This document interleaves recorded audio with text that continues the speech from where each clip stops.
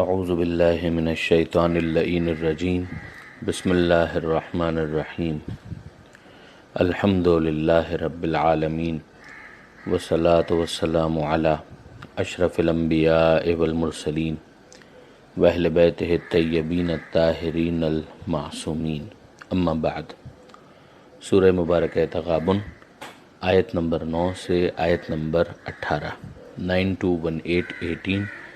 جس پر سورہ تغابن کا اختتام ہوگا۔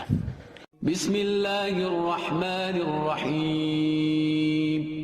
یوم یجمعکم لیوم الجمع ذلك یوم التغابن ومن يؤمن بالله ويعمل صالحا يكفر عنه سيئاته ويدخله جنات تجري من تحتها الأنهار خالدين فيها أبدا ذلك الفوز العظيم والذين كفروا وكذبوا بآياتنا أولئك أصحاب النار خالدين فيها وبئس المصير ما أصاب من مصيبة إلا بإذن الله ومن يؤمن بالله يهد قلبه والله بكل شيء عليم وأطيعوا الله وأطيعوا الرسول فإن توليتم فإنما على رسولنا البلاغ المبين الله لا إله إلا هو وعلى الله فليتوكل المؤمنون يا أيها الذين آمنوا إن من أزواجكم وأولادكم عدوا لكم فاحذروهم وإن تعفوا وتصفحوا وتغفروا فإن الله غفور رحيم إنما أموالكم وأولادكم فتنة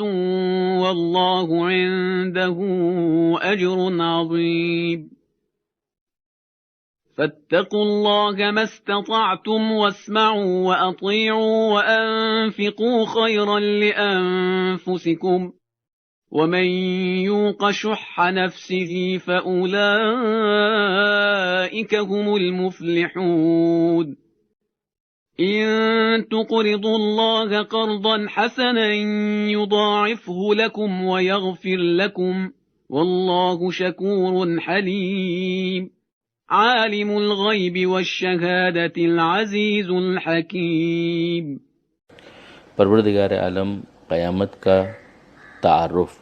دو ناموں کے ذریعے سے کرواتا ہے، ایک یوم الجمع اور ایک یوم التغابن،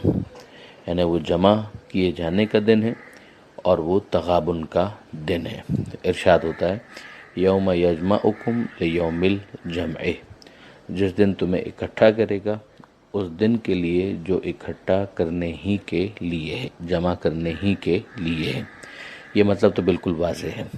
کہ جب قبروں سے انسانوں کو برآمد کیا جائے گا تو ظاہر ہے کہ میدان قیامت میں انہیں جمع کیا جائے گا، تو قیامت کا ایک نام یوم الجمع اس وجہ سے ہوا۔ اب اس کی توصیف ایک اور نام سے ہو رہی ہے کہ ذالک یوم التغابن، کہ وہی دن تغابن کا دن ہوگا،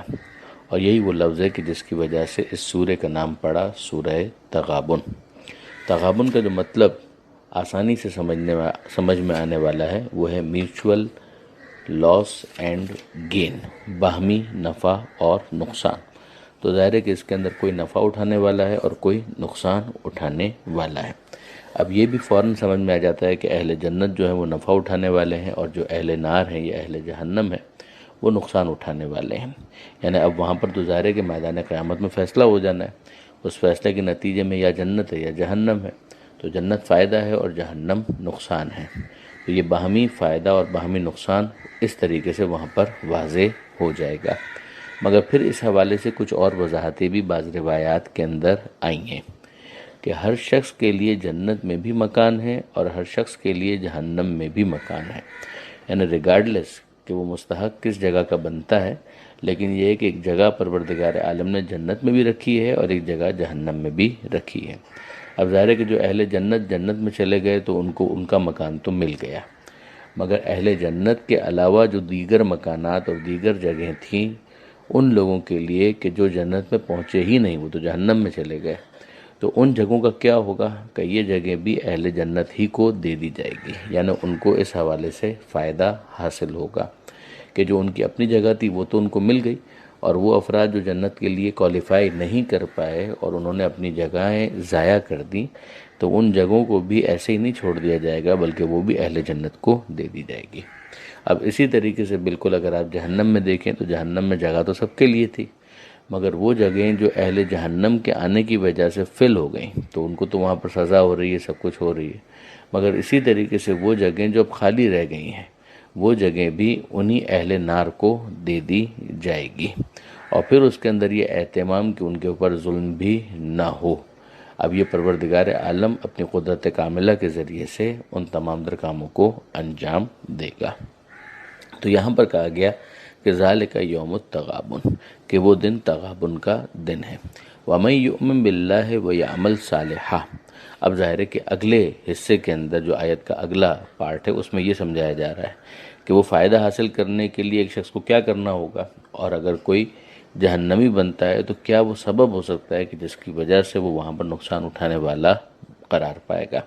تو اس کی تشریح آ رہی ہے کہ وَمَن یؤمن بِاللَّهِ وَیعمل صالحا، کہ جو اللہ پر ایمان لے آیا اور اس نے اعمال صالحہ کو انجام دیا، یکفر عنہ سیئاتہ، تو اس کی چھوٹی برائیوں کے اوپر پردہ ڈال دیا جائے گا، پروردگار عالم کی طرف سے ان کو نظر انداز کر دیا جائے گا۔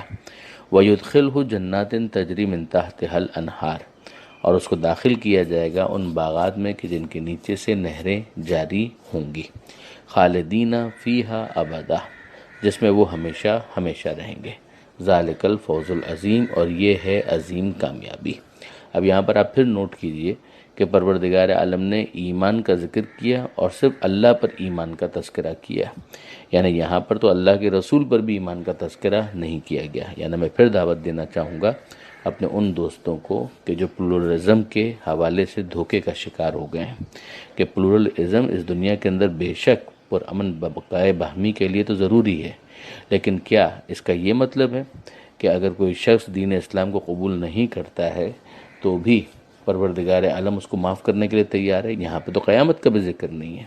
یہاں پر تو پروردگار عالم نے رسول کا بھی ذکر نہیں کیا، قیامت کا بھی ذکر نہیں کیا، صرف اللہ پر ایمان کا تذکرہ کیا ہے۔ مگر یہی بات سمجھنے والی ہے کہ جب ہیڈ لائنز کو بیان کیا جاتا ہے تو ڈیٹیلز نہیں دی جاتی ہیں، اس کے اندر صرف ایک سرخی ہوتی ہے اور پھر اس کی جو ڈیٹیلز ہوتی ہیں وہ اپنے مقام پر آ جاتی ہیں۔ جب اللہ پر انسان ایمان لے آیا تو پھر اس کے بعد جن جن پر اللہ ایمان کی دعوت دے ان پر ایمان لانا اسی کے اندر ضمنی طور پر سپلیمنٹری اس کا پوائنٹ بنتا ہے۔ پروردگار عالم نے جب کہا کہ اللہ پر ایمان لاؤ تو پھر اللہ نے جن باتوں کا مطالبہ کیا ہے اس میں قیامت پر ایمان بھی شامل ہے، اسی کے اندر فرشتوں پر ایمان بھی شامل ہے، اس پر رسولوں کا ایمان بھی شامل ہے، اور اسی کے اندر ائمہ معصومین کا ایمان بھی شامل ہے۔ تو ایک آیت درمیان میں سے اٹھا کر کہ جس کے اندر ایک ہیڈ لائن بیان کی جا رہی ہے، یہ توقع کرنا کہ چونکہ اس کے اندر ساری کی ساری ڈیٹیلز نہیں دی گئی ہیں تو اس کا مطلب یہ ہے کہ دوسری چیزوں کے بغیر بھی انسان سیلویشن حاصل کر سکتا ہے، یہ تو بہت ہی بڑی غلط فہمی ہوگی۔ یہاں پر خاص طور پر جو میں متوجہ کرنا چاہ رہا تھا وہ اس لیے کہ بعض جن آیتوں کو پیش کیا جاتا ہے اس کے اندر قیامت کا ذکر موجود ہے، تو وہاں پر وہ یہ کہتے ہیں کہ جناب اللہ پر ایمان اور قیامت پر ایمان اور پھر اعمال صالحہ وہ کافی ہو جاتا ہے، تو یہاں پہ تو قیامت کا بھی ذکر موجود نہیں ہے۔ اور اسی طریقے سے وہ احباب کے جو معصومین ائمہ معصومین کے حوالے سے یہ کہتے ہیں کہ الگ سے ذکر نہیں آیا، اگرچہ ہم پیچھے پڑ چکے ہیں کہ نور کی جو بحث آئی تھی اس سے مراد خود معصومین کو بھی مراد لیا گیا ہے بعض روایات کے اندر، مگر یہاں پرٹیکولر اس آیت کے اندر کہ یہاں پر تو فقط اور فقط اللہ نے اپنے اوپر ایمان ہی کا تذکرہ کیا ہے۔ تو یہ باتیں بہرحال تھوڑے ٹھنڈے دل کے ساتھ توجہ کے ساتھ سمجھنے اور سوچنے کی ضرورت ہے۔ تو پروردگار فرماتا ہے کہ ذالک الفوز العظیم، کہ یہ عظیم کامیابی ہے۔ اب اس کے مقابلے میں سائملٹینیس کانٹراسٹ کہ والذین کفروا، اور وہ کہ جنہوں نے کفر اختیار کیا۔ اب آپ پھر دیکھ لیجئے کہ یہاں پر کفر کے بعد یہ بھی نہیں بتایا کہ متعلق کے کفر کیا ہے، مگر وہ کہ جنہوں نے کفر اختیار کیا، وَكَذَّبُوا بِآيَاتِنَا، اور انہوں نے ہماری نشانیوں کو جھٹلا دیا. اولئک اصحاب النار، یہ ہیں آگ والے، یعنی جہنم کی آگ میں جلنے والے. خالدین فیہا، جو اس میں ہمیشہ ہمیشہ رہیں گے. وبئس المصیر، اور کتنا ہی برا انجام ہے. اب اس کے بعد پروردگار عالم دنیا میں جو مصیبتوں کے حوالے سے انسان مختلف مصائب کا شکار رہتا ہے اس کے بارے میں گفتگو فرماتا ہے کہ جو معاملہ سورہ حدید کے اندر بھی یہ ڈسکس ہوا تھا. لیکن بہرحال دنیا کا معاملہ کیا ہے؟ دنیا کے اندر مصیبتیں جو آتی ہیں وہ ہمیشہ سزا کے لیے نہیں آتی ہیں. پروردگار عالم ایک بات تو یہ سمجھاتا ہے کہ ما اصابہ من مصیبت الا باذن اللہ، کوئی مصیبت نہیں آتی مگر اللہ کی اجازت سے. یعنی ایسا نہیں کہ پروردگار کو پتہ نہیں ہے کہ یہ مصیبت کسی کے اوپر آ رہی ہے، مگر وہ مصیبت کیوں آتی ہے؟ سزا بھی ہو سکتی ہے کہ بعض ایسے اعمال ہو سکتے ہیں کہ جس کے نتیجے میں انسان اس دنیا کے اندر کسی پریشانی کا شکار ہو جائے. مگر کیا بس سزا ہی ایک ریزن ہے کہ جس کی وجہ سے کوئی مصیبت یا کوئی پریشانی آتی ہے؟ ایسا نہیں ہے. پروردگار عالم امتحان کے لیے بھی کسی مصیبت کے اندر مبتلا کرتا ہے کہ آزمائش کا ایک ذریعہ بن جائے. جیسے کہ ہم نے سورہ بقرہ کے اندر یہ پڑھا تھا کہ لَنَبْلُوَنَّكُمْ بِشَيْءٍ مِّنَ الْخَوْفِ وَالْجُوعِ وَنَقْصٍ مِّنَ الْأَمْوَالِ، وہاں پروردگار عالم نے ہیڈز بیان کیے تھے کہ بھوک سے بھی امتحان لیں گے. لَنَبْلُوَنَّكُمْ، وہاں پر لفظ یہی ہے کہ ہم تمہارا امتحان لیں گے، بھوک کے ذریعے سے بھی، خوف کے ذریعے سے، اور اسی طریقے سے مال میں کمی کے ذریعے سے، جانوں کے تلف ہو جانے کے ذریعے سے، تمہارا میوہ دل تمہارے سامنے دم توڑ جائے اس کے ذریعے سے. پھر پروردگار عالم نے آگے فرمایا کہ بشر الصابرین الذین اذا اصابتہم مصیبہ، کہ بشارت اور خوشخبری ہمارے ان بندوں کے لیے ہے، اے حبیب دے دیجئے ان کو یہ گلیڈ ٹائڈنگ کہ جب ان پر کوئی مصیبت آتی ہے تو ہے یہ مصیبت تو وہ کہتے ہیں کہ انا للہ و انا الیہ راجعون، کہ ہم اللہ ہی کے لیے ہیں اور اللہ ہی کی بارگاہ میں ہمیں پلٹ کر جانا ہے. تو پہلے تو یہ غلط فہمی دور ہونی چاہیے کہ جو مصیبت آتی ہے وہ صرف اور صرف سزا کی وجہ سے ہوتی ہے. سزا ایک پہلو ہو سکتا ہے، مگر ایک دوسرا مرحلہ کہ اگر خدا کسی کو سزا نہ دینا چاہے تو کیا مصیبت میں مبتلا نہیں کرے گا؟ پروردگار عالم امتحان کے لیے بھی مصیبت لیتا ہے، درجات کی بلندی کے لیے بھی مصیبتوں کا انسان کو شکار ہونا پڑتا ہے. اور اسی طریقے سے کئی اور ایسے نظام عالم کے مفادات ہو سکتے ہیں کہ اس پوری کائنات کا ایک نظام چل رہا ہے، اب اس کی وجہ سے بھی کسی کو کسی خاص موقع پر کسی خاص مصیبت کا سامنا کرنا پڑ سکتا ہے. پھر ایک ہے انسان کی اپنی سستی، اپنی کوتاہی، کہ جس کی وجہ سے اسے مصیبتوں کا سامنا کرنا پڑتا ہے. اس کو آپ سزا ہی کا ایک دوسرا رخ بھی کہہ سکتے ہیں کہ اگر پہلے سے معلوم ہے کہ یہ مشکل آ سکتی ہے، وہ اینٹیسپیٹ بھی کر رہا ہے اور پھر بھی اس کے تدارک کے لیے کوئی عمل نہیں کرتا، تو سیدھی سی بات ہے کہ پھر یہ مصیبت اگر آ رہی ہے تو اس کا وہ خود ہی ذمہ دار ہے. اگر معلوم ہو چکا ہے تحقیقات کے ذریعے سے کہ ویکسینیشن بہت ساری برائیوں اور بیماریوں سے بچا سکتی ہے اور پھر بھی وہ ویکسینیشن نہ کرائے تو ظاہر ہے کہ پھر وہ اسے پروردگار عالم کی طرف نہیں پلٹا سکتا، بلکہ اس نے خود ہی اپنے پیر پر کلہاڑی ماری ہے. جب تک اس کو یہ معلوم نہیں تھا کہ ویکسینیشن ضروری ہے تب تک تو ٹھیک ہے، پروردگار عالم کا ایک نظام تھا، اس نظام کے بارے میں علم کی کوتاہی کی وجہ سے وہ اس مصیبت کا شکار ہو رہا تھا. مگر جب ایک مرتبہ علمی ترقی ہو گئی اور پتہ چل گیا کہ اس مشکل کو اس طریقے سے دور کیا جا سکتا ہے اور پھر بھی اگر وہ اس مشکل کو دور کرنے کے لیے اقدام نہ کرے تو پھر ظاہر ہے کہ وہ خود ہی اس کا ذمہ دار قرار پائے گا. وَمَن يُؤْمِن بِاللَّهِ يَهْدِ قَلْبَهُ، اور جس کا اللہ پر ایمان ہوگا، جو ایمان لے آئے گا اللہ پر، تو اللہ اس کے دل کی ہدایت کر دے گا. یعنی پھر اللہ اسے صبر کی طرف، شکر کی طرف، علم کی طرف، راضی برضا الہی رہنے کی طرف لے آئے گا. اور اسی طریقے سے جہاں جہاں اسے خود سے ایفرٹس کرنی ہے ان ایفرٹس کی طرف بھی اسے متوجہ کرتا چلا جائے گا. واللہ بکل شیء علیم، اور اللہ ہر چیز کا علم رکھتا ہے. اب اس کے بعد پروردگار فرماتا ہے کہ وہ اطیعوا اللہ و اطیعوا الرسول، اطاعت کرو اللہ کی، اطاعت کرو رسول کی،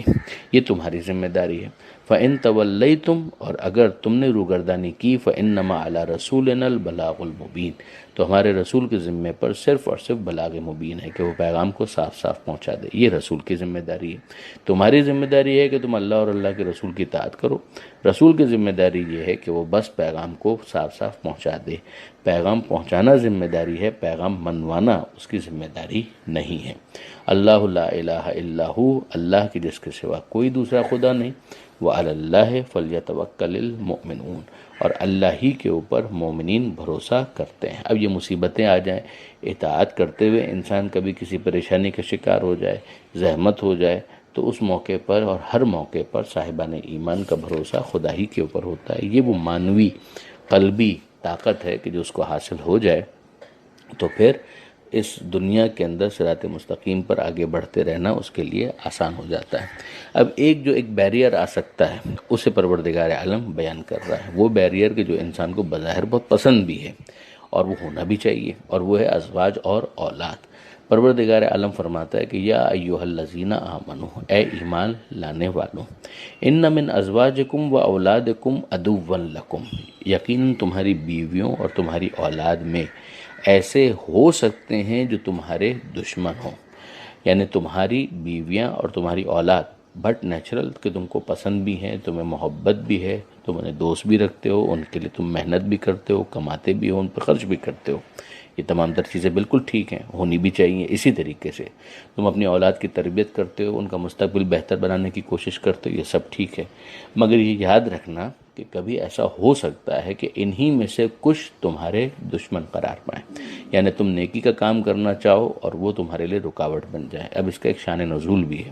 کہ بعض افراد مکہ سے مدینہ ہجرت کرنا چاہتے تھے اور ان کے بیوی اور بچے قسمیں دے دے کر ان کو روک رہے تھے کہ اگر تم چلے جاؤ گے تو ہمارا کوئی سرپرست باقی نہیں رہے گا، یعنی وہ ساتھ جانے کے لیے بھی تیار نہیں تھے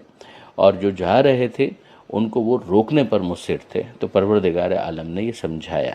کہ ایک فیصلہ جو بالکل واضح ہے اللہ کے رسول کا، ان کی اطاعت کا تقاضا یہ ہے کہ تم ہجرت کرو اور تمہیں تمہاری بیوی اور تمہارے بچے روک رہے ہیں، تو اس موقع پر تمہارا امتحان ہی تو ہے کہ تم کیا کرتے ہو،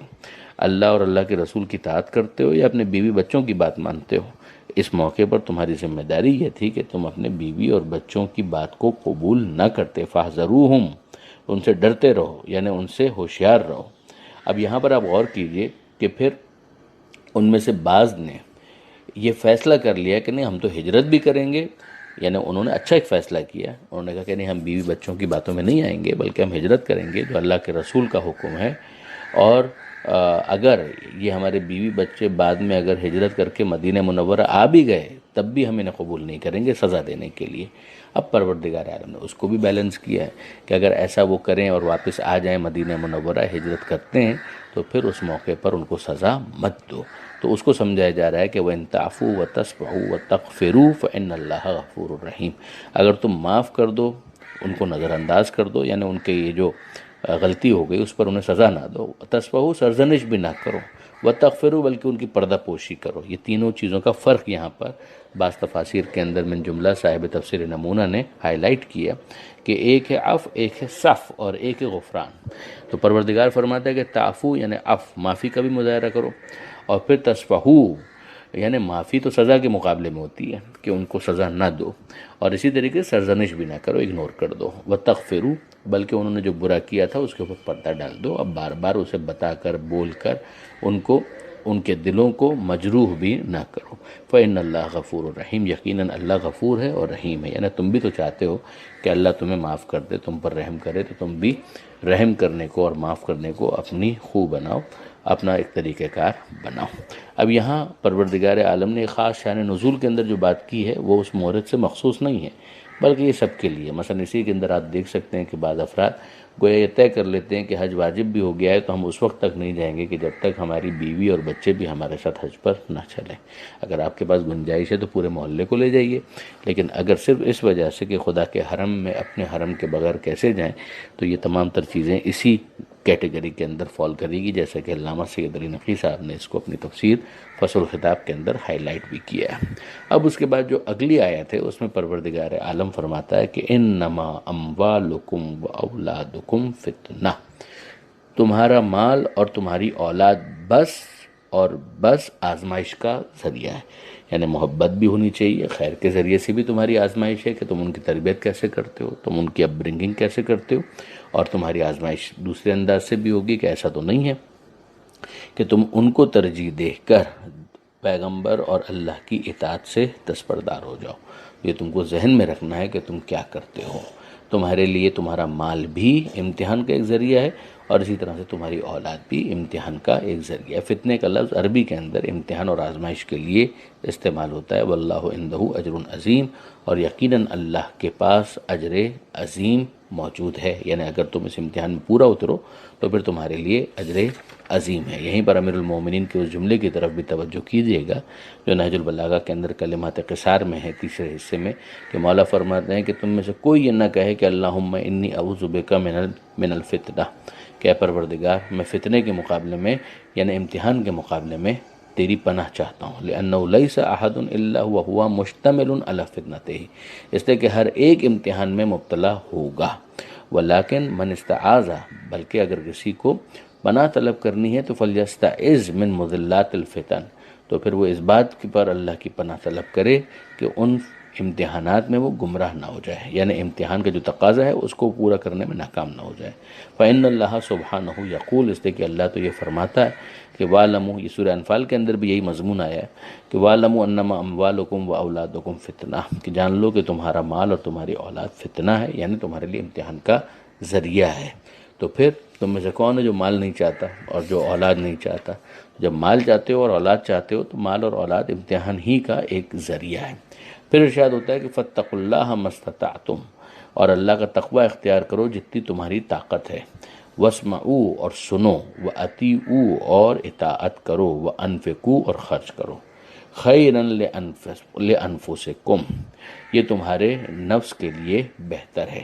یعنی اگر تم تقوی اختیار کرتے ہو جتنی تمہارے اندر اس وقت طاقت ہے، اب جب انسان تقوی اختیار کرے گا تو طاقت بڑھے گی بھی،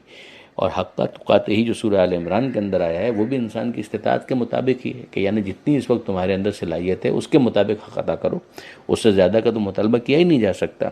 لہٰذا اس کو ناسخ اور منسوخ کی بحث سے زیادہ تشریح سمجھنا چاہیے اس آیت کی کہ جو سورہ آل عمران کے اندر آئی ہے، کہ جہاں کہا گیا کہ اللہ کا تقوی اختیار کرو، جو تقوی کا حق ہے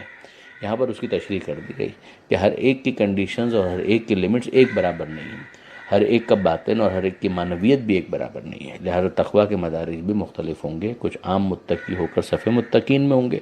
اور کچھ وہ ہوں گے کہ جو امیر المومنین بن کر امام المتقین ہوں گے۔ تو پروردگار فرماتا ہے کہ جتنی تمہاری طاقت استطاعت، ہاں اب اس کے لیے کرنا کیا ہے کہ جب تقوی ہے تو سنو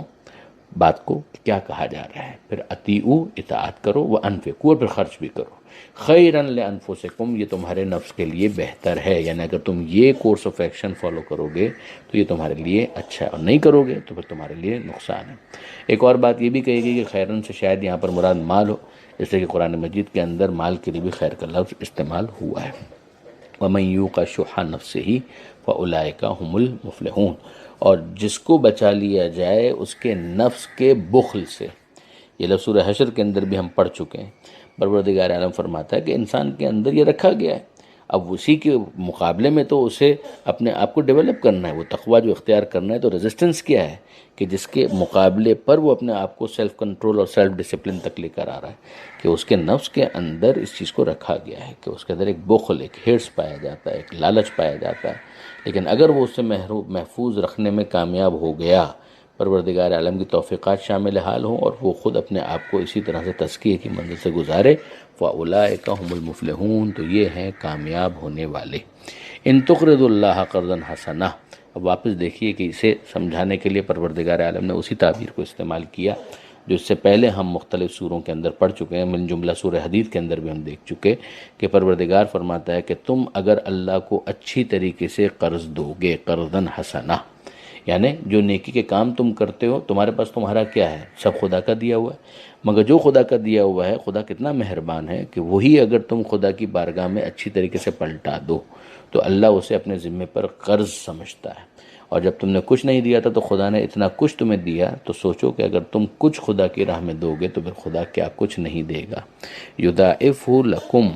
تو اللہ تمہیں بڑھا چڑھا کر دے گا، ویغفر لکم، اور تمہاری مغفرت بھی کر دے گا۔ یعنی ایک بات سمجھ میں آتی ہے کہ ایک تو اس کا